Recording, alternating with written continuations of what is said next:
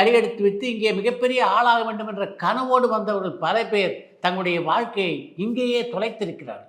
அதற்கு மாறாக சினிமா பற்றிய சிந்தனையே இல்லாமல் இருந்த பல பேரை இந்த சினிமா உலகம் கட்டி அணைத்துக் கொண்டிருக்கிறது. அப்படிப்பட்ட ஒரு பாடகியை பற்றித்தான் உங்களோடு நான் பகிர்ந்து கொள்ள இருக்கிறேன். அந்த பாடகியினுடைய பெயர் லதா மங்கேஷ்கர். லதா மங்கேஷ்கருடைய தந்தை ஒரு மராத்தி நாடக நடிகர். நாடக குழுவும் சொந்தமாக வைத்திருந்தார். இயல்பாகவே லதா மங்கேஷ்கருக்கு சங்கீதத்திலே நாட்டம் இருப்பதை தெரிந்து கொண்ட அவர் தன்னுடைய நாடகங்களில் லதா மங்கேஷ்கரை நடிக்க வைத்தார். அதற்கு பின்னாலே ஒரு திரைப்படத்திலும் லதா மங்கேஷ்கரை நடிக்க வைத்தார்.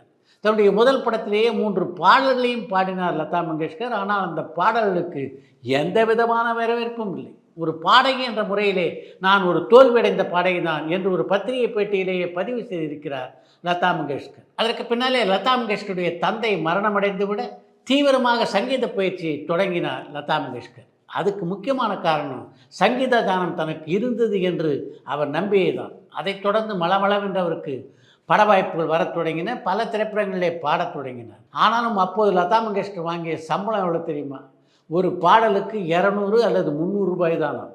அந்த பணத்தையும் பல தயாரிப்பாளர்கள் எனக்கு ஒழுங்காக கொடுத்ததில்லை. அவர்கள் அப்படி கொடுக்காத பணம் அந்த காலகட்டத்திலே ஏறக்குறைய 3 லட்சம் ரூபாய் தேரும் என்று ஒரு பத்திரிகை பேட்டியிலே பதிவு செய்திருக்கார் லதா மங்கேஷ்கர். இசைக்குயில் என்று இந்தியா முழுவதும் என்று பாராட்டப்படுகின்ற ஒரு பாடகி தான் எஸ் ஜானகி.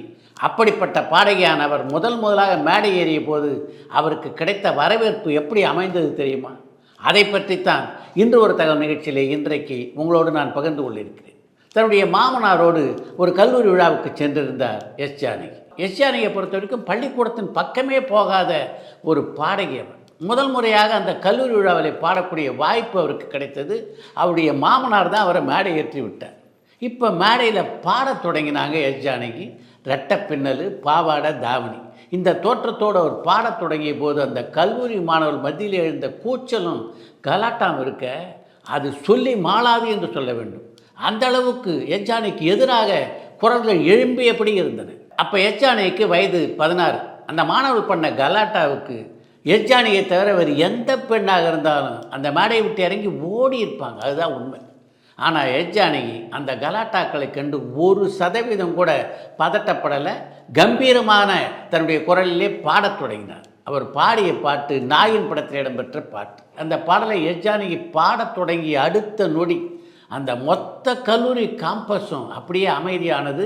அவர் பாடி முடித்தவுடன் எழுந்த கரகோஷத்துக்கு அளவே இல்லை என்று தான் சொல்ல வேண்டும். எந்த மாணவர்கள் எஸ் ஜானகி பாடுவதற்கு முதலிலே எதிர்ப்பு தெரிவித்தார்களோ அவர்கள் அனைவரும் உளமாற கைத்தட்டி எஸ் ஜானகிக்கு தங்களுடைய பாராட்டுதல்களை தெரிவித்தார்கள். எஸ் ஜானகிக்கு திருமணமானவுடன் ஏவிஎம் நிறுவனத்திலே பின்னணி பாடகியாக சேர்வதற்கு விண்ணப்பித்தார் எஸ் ஜானகியுடைய மாமனார். உடனடியாக ஏவிஎம் நிறுவனத்திலிருந்து அழைப்பு வந்தது.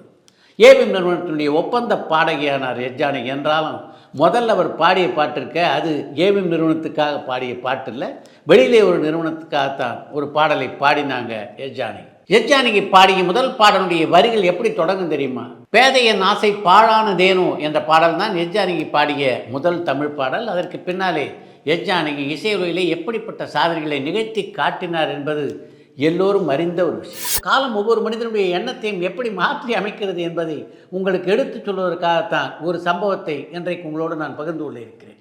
1990ஆம் ஆண்டிலே நீங்கள் அரசியலுக்கு வருவீர்களா என்று கமல்ஹாசனை பார்த்து கேட்டார் ஒரு நிருபர். நிச்சயமாக என்னால் அரசியலுக்கு போக முடியாது, நான் அரசியலுக்கு போனால் கொலகாரன் ஆகிடுவேன் என்று ரஜினிகாந்த் சொன்னது முற்றிலும் உண்மை.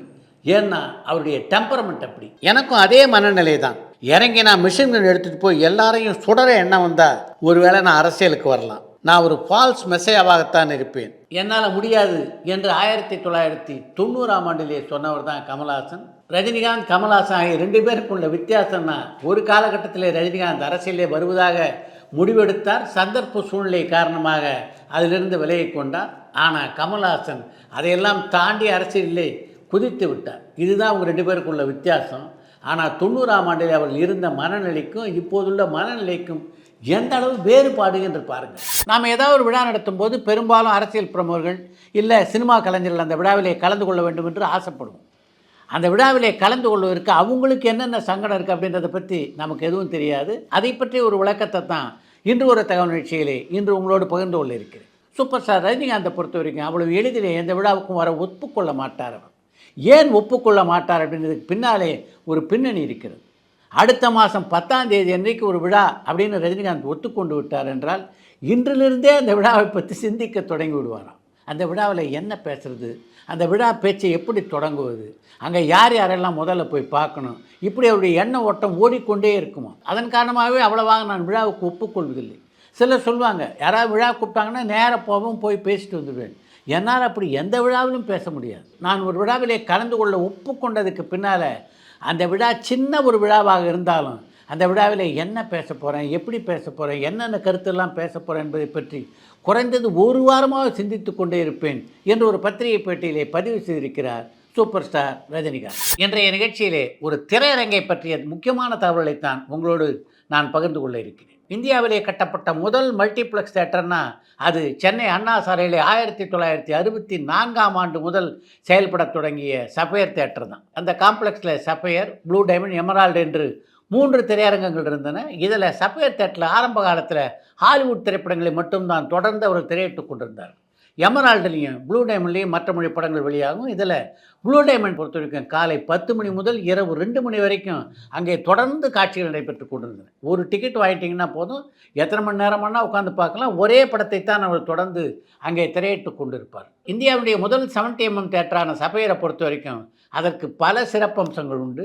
அந்த திரையரங்கில் சினிமா மட்டும் காட்டினதில்லை, பல முறை ஷோவுடைய நாடகங்கள் காலை காட்சியாக அங்கே நடைபெற்றிருக்கின்றன. பல ஃபேஷன் ஷோக்களையும் அங்கே நடத்தியிருக்கிறார். திரைப்பட ரசிகருடைய கவனத்தை இருக்கக்கூடிய இன்னொரு சிறப்பான செயலையும் சஃபயர் தேட்டர் நிர்வாகத்தினர் அப்போது செய்திருந்தார்கள்.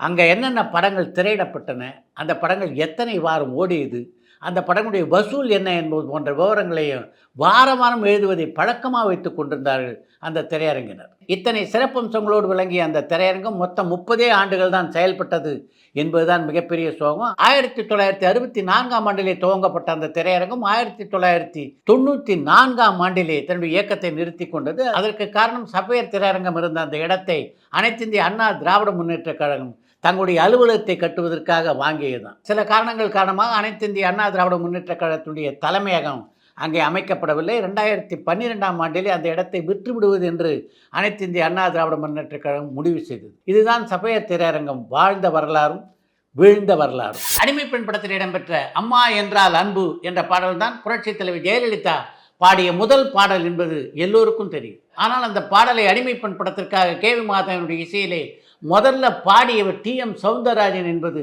எத்தனை பேருக்கு தெரியும்?